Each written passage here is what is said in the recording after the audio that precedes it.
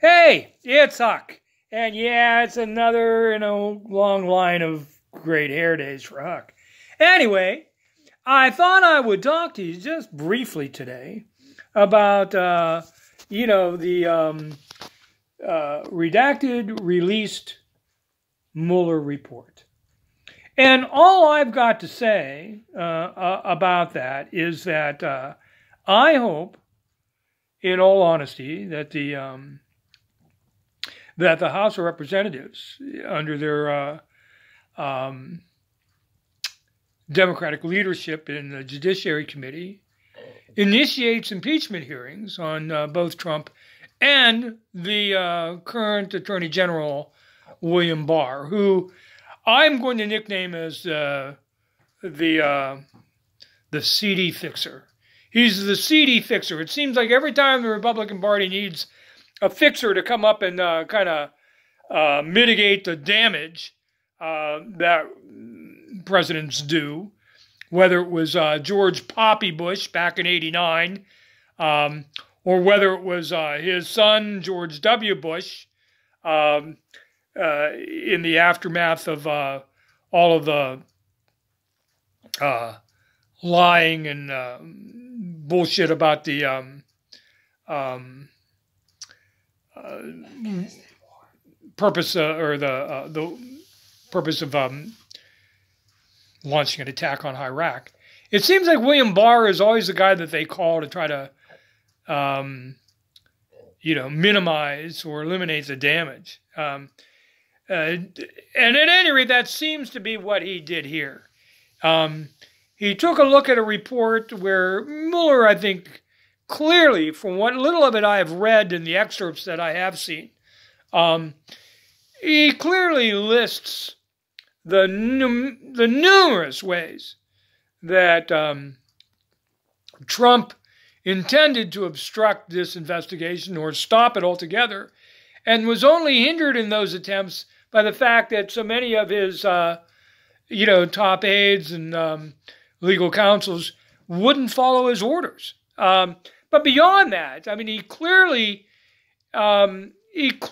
was expecting, welcoming, and acting upon the release of the information by WikiLeaks and the Russian attempts to interfere with the American election in 2016.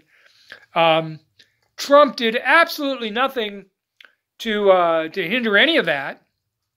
Quite the contrary, seemed to welcome it, seemed to exploit it wherever possible. All of these things, though perhaps not criminal in and of themselves, and perhaps they were, they are certainly impeachable offenses. We certainly do not want a president that is above the law or making a mockery of it. What's further evidence of all of this is that the Mueller report does make clear, not just with the number of indictments and guilty pleas, but the Mueller report makes clear in myriad ways of the extent to which the Russian intelligence and Russian operatives worked both on social media and in hacking the DNC and Clinton campaign individuals like John Podesta's emails as an example. In so many ways, the Russians attempted to dramatically affect how Americans were going to vote by releasing, hacked information, by muddying the waters on social media. And like I say, it wasn't just that Trump exploited all of that, and his family exploited all that, and his campaign exploited all that, but he seemed to openly encourage it and welcome it as well. And all of that was done in full view of the public, by the way. So at any rate, the Mueller report, I think, is pretty much the opposite of what William Barr summarized it to be. I think I heard it described today as basically a roadmap for impeachment, and I think Mueller hesitated, taking the most conservative path of not indicting the president when clearly there was at least a dozen or so clear indications of indictable offenses. But because the DOJ, doesn't have a policy of indicting a sitting president, I think he left that up intentionally for Congress to decide whether or not that's what they wanted to do, or whether they wanted to bypass that whole issue of indictment and just decide instead on the lower bar of impeachment of the president. And I think that was his intention.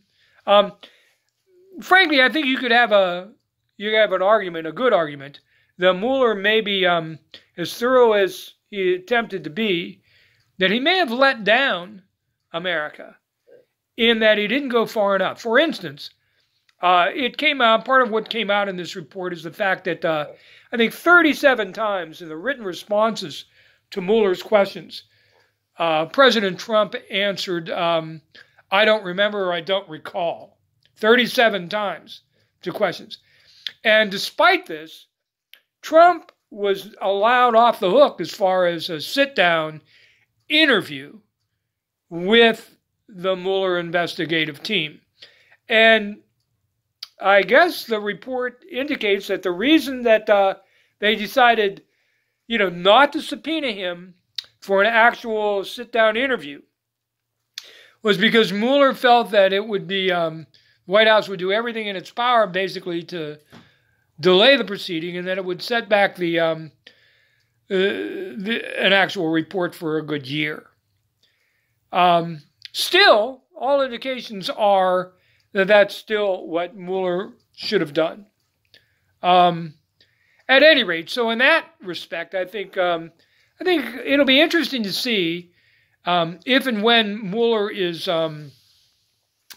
asked to sit down and talk with the House Judiciary Committee, what his response will be now after the fact, or whether if he still feels he made the right decision on that. Another thing that came out was that apparently Richard, what's his name, Barr, the North Carolina senator, who was the Senate chairman of the Senate investigative committee. A lot has been said that, him and Mark Warner of Virginia, the Democrat, that committee had been, more adhering to the letter of the law, so to speak, and not been as under the thumb of the Trump administration as the House committee was when it was chaired by Representative Nunes of California. But apparently that hasn't been turned out to be true. There's a Mueller report revealed that Barr was actually something like 2 weeks after his committee was briefed of what the Mueller investigative team was up to and who was being looked at. All of that information apparently was passed on to the president through the chairman. That's not good. So, like I say, I don't know. I know that there is a lot of talk that, all of this concern over the Mueller report and all of this talk about impeachment is only going to hurt the Democrats for 2020, and that they should just focus on policy. And, that's the way to get rid of Trump. You're not going to get rid of Trump, by impeaching him anyway, because you're not going to get Republican Republicans to go along. And that may or may not be true. Certainly it's been true up till now. In fact, this damn William Barr has set off every Republican, basically feigning celebration. Oh, this is a wonderful day. This is all you're hearing from Republicans now is, oh, he's fully exonerated, not only Trump, but now, Kevin McCarthy and the whole Republican train is, been given this opening because of the bullshit of William Barr and his completely misinterpretation of the report. But at any rate, those are my opinions. I think they should go after him tooth and nail. Let the truth come out. Don't settle for this bullshit and whitewash. Not at all. Screw him. That's my opinion. Anyway, thank you for watching. I'd love to know what your opinion is. If they pursue this and go gung-ho after this, after all, you think this will hurt the Democrats' chances in 2020? I don't think it will. I think this is exactly what a lot of Americans expect from the Democratic Party at this point, or for any true American. This, after all, isn't and shouldn't be a Republican, Democrat, or conservative, liberal issue. This is about the rule of law. Excuse me, I've got the hiccups. I've been trying to hold them back. This is about our democracy, about the rule of law in a very basic sense. And, I don't think I've ever seen anything quite this appalling as this particular set of circumstances where the Republicans are trying to allow Trump to get away with all of this obstruction and out-and-out interference with the election. Not only that, when William Barr got up there this morning and gave all of this crap about how the Trump administration had, basically bent over backwards to cooperate, well, that's a bunch of bullpucky. So, at any rate, again, that's my opinion.